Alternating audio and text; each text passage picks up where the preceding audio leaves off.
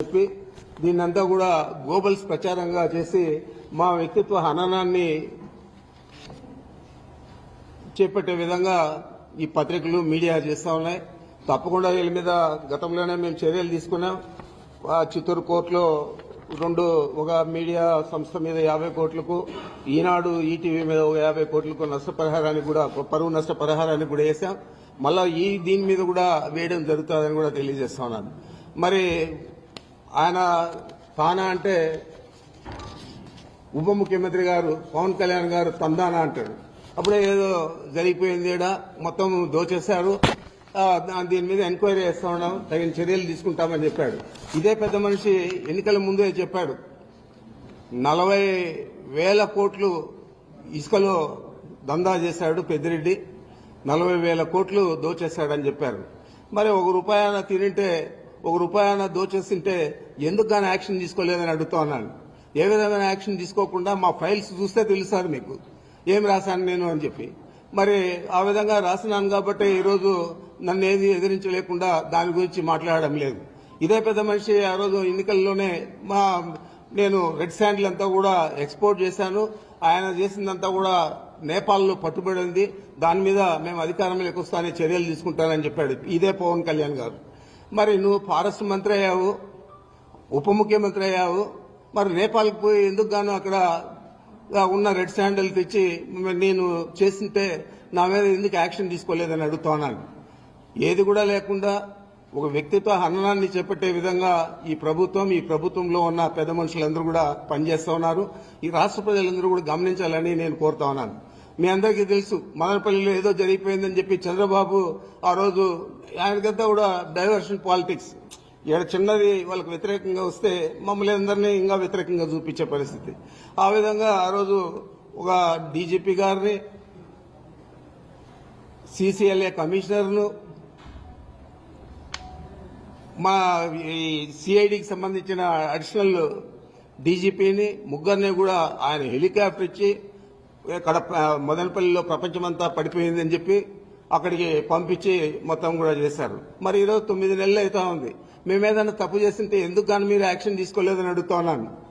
ఏది కూడా లేకుండా ఏదో ఒక రకంగా రాష్ట్ర ప్రజలందరికీ కూడా మేము దొంగలు, వైఎస్ఆర్ కాంగ్రెస్ పార్టీ అన్యాయాలు చేసింది గత 5 సంవత్సరాల్లో, మేము ఇప్పుడు వచ్చి ఈ రాష్ట్ర ప్రజలను ఉద్ధరిస్తాము అని చెప్పే పరిస్థితి చంద్రబాబు నాయుడు చేపట్టాడు.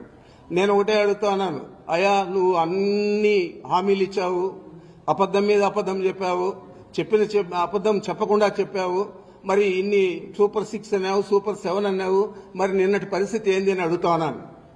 చేయలేనని తెలుసు, నువ్వు పెద్ద ఆర్థిక శాస్త్రవేత్త అని చెప్పి అందరికీ కూడా చెప్పుకుంటావు, మరి నీకు ఆ గణాంకాలన్నీ కూడా తెలియకుండా, రాష్ట్ర ఆర్థిక పరిస్థితి తెలియకుండా ఇన్ని హామీలు ఇచ్చావా అని అడుగుతున్నాను.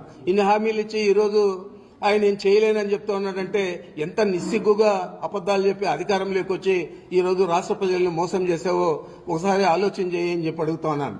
ఇవన్నీ కప్పుపుచ్చుకునేదానికి ఇలాంటి తప్పుడు చర్యలన్నీ కూడా మీ పత్రికల ద్వారా, మీ మీడియా ద్వారా తీసుకొస్తా ఉన్నామంటే తప్పకుండా ఈ రాష్ట్ర ప్రజలు బుద్ధి చెప్తారు.